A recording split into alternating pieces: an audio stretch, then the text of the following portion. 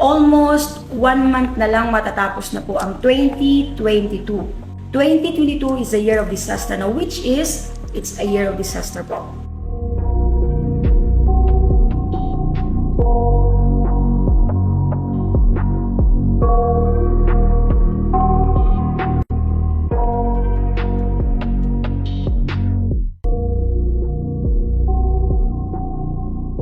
Itong babasahin ko ngayon, ito yung gagawin kong prediction for 2023 kasi nga ang daming nagtatanong, ang daming naghahanap. Niliwanag ko lang sa lahat na isulat ko lang kung ano yung mga prediction natin sa 2023 kasi nga hindi lang po negative vision yung marinig nyo sa akin, pati positive, kasama na po doon yung aking mga payo.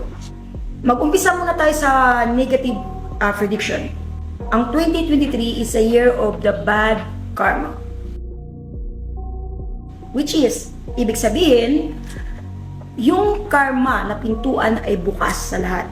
Diba tayong mga Pilipino, pag may gumawa ng masama, minsan, wini-wish pa natin na sana magka-karma agad.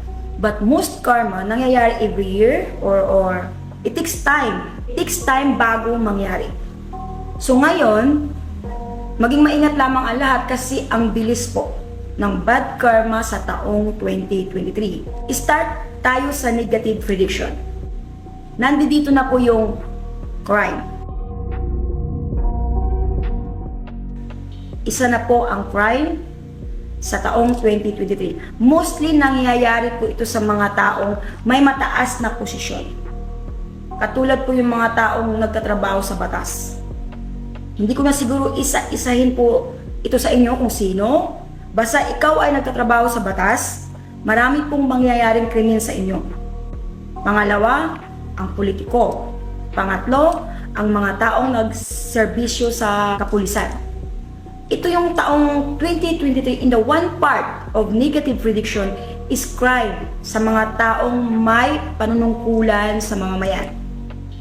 Meron ding mga krimen sa mga ordinaryong tao, pero mas nangibabaw po ang krimen doon sa mga taong may, kumbaga may pangalan, may ginagampanan. Siguro maging maingat po tayo sa taong 2023 kasi mas ibabaw po kasi ang krimen sa inyo. Yung mga taong gumagawa ng hindi maganda, ang bilis talaga ng karma. For example, mayroon kang taong pinatay. Para bang dumating agad yung karma instantly sa'yo. So hindi ko kasi siya pwedeng sabihin now, 2023 it's a year of crime because it is a year of bad karma. Kumbaga yung open door ng evil side nagbukas, fully. Bukas na bukas po siya. Pa-remind ko rin po sa inyo na, lalo na po sa mga estudyante natin, lalo na rin sa mga kapulisan natin, meron po kasing nangyayaring krimen na nakatutok po sa mga estudyante at kapulisan na which is hindi lang isa, dalawa o 5 o 10 buhay na nawala. Kumbaga ito, mahirap may ipagmasdan sa vision ko pero mangyayari kasi kung matandaan lang ninyo kung ano yung nangyari sa Thailand, na which is, nasabi ko naman dito sa vision ko, di ba? Ang daming mga bata doon na talagang nawala yung buhay nila in the sudden moment. Nawala naman silang kasalanan. Sa prediction ko kasi 2023 ay nangyari din po sa atin. Not just for hindi lang sa mga bata rin. Sa mga teenager din. Talagang natapos in the sudden moment yung buhay nila. Mag-ingat palagi. Pangalawa naman, ay lindol. Itong taong 2023, marami po ang lindol. At meron din pong eruption ng volcano. Tandaan lang po ninyo kasi mga ilang lugar sa Pilipinas, pag nakaranas ng lindol, masasabi nila sa sarili nila, in the first time of history, first time nangyayari na merong ganitong kalakas na lindol. Marami tayong eruption, maraming kidlat, maraming tornado. Ito yun Ito rin yung taon kung saan naman si Taal magpaparamdam na naman. Si Taal kasi hindi pa siya naka-voice out kasabihin na ninyo na may naka-monitor. O palagay na natin, may naka-monitor. But how about Sorsogon? Diba in the sudden moment din nag-eruption? Pero not this one also. Meron pang volcano na mag-eruption to. Not just 1 or 2. Pero ang isang lugar na nakita ko na merong tinatawag na undersea volcano, mag-eruption din po yun. 2023 kasi, yung disaster na sinasabi like typhoon, like pagbaha, hindi ko masyado siyang nakitang umangat. Pero yung lindol, yung eruption, yung sunog, yung aksidente, tornado, kidlat, sa tornado nga may natangay nga eh. Yung kidlat meron din. Lalo yung pag natawag na sea tornado, mag-iingat po kayo dun ha. Kasi pag hindi ka talaga marunong lumangoy, hindi ka talaga mabubuhay doon. Isa na po dito yung Bohol, Romblon, Masbate, Surigao, Mindoro, Cavite, Laguna, Catanduanes, Batanes at La Union. Ito yung mga lugar na kung saan talaga much more silang nakakaranas. Kumbaga halos buong naman nakaranas talaga. Pero itong mga lugar na binanggit ko, ito yung makakaranas ng hamon ng kalikasan. Hindi lang yan. Sila din yung mga lugar na kung saan umaangat yung salitang krimen.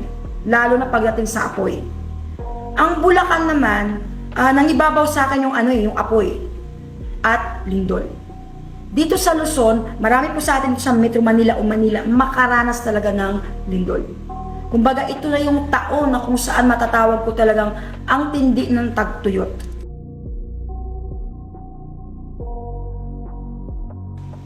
Kumbaga kailangan ng meron namang iba doon nagkukulaps na sa kalsada sa sobrang init po talaga. Minsan nagliliyab na lang yung bahay with no reason dahil lang din po yun sa tag-init. Sabi nga nila, Year of the Water ang 2023. Sa totoo lang, ang Year of 2023 is taon ng tagtuyot. Okay? Nangibabaw po yung apoy.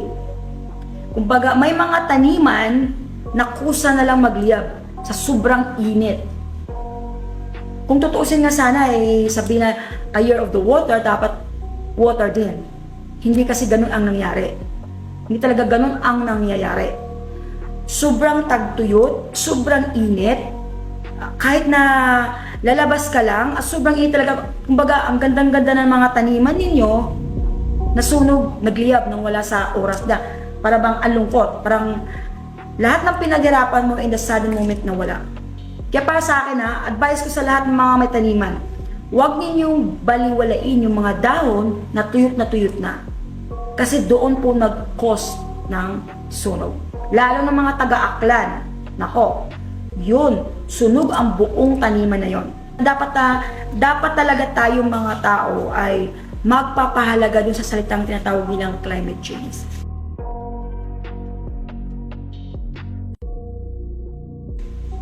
Kasi ito lang ito pa medyo very I feel very sad kasi ito yung mga imposibleng pangyayari na parang gusto kong sabihin na sa Biblia lang ito nababasa. Kasi nagkaroon po tayo, nakita ko talaga is malinaw, not just in other country na karanas. May lugar dito sa Pilipinas na kung saan umulan ng apoy.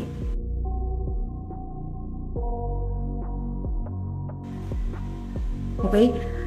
Yung apoy niya nakakatakot Para bang hindi mo kasi alam kung saan ka tatakbo Sa labas o sa loob ng bahay mo. Lalo na yung mga bubong nila na madali lang maliyaban po ng apoy. Ando na tayo na nagbago yung klima. Lalo na dun sa lugar ng bagyo. May mga pangyayari din nila ni-expect. Hindi nila malaman kung uulan ng ice, uulan ng apoy. Hindi nila malalaman na in the one sudden lang, wala namang lindol nagkakrak ng mga kalsada.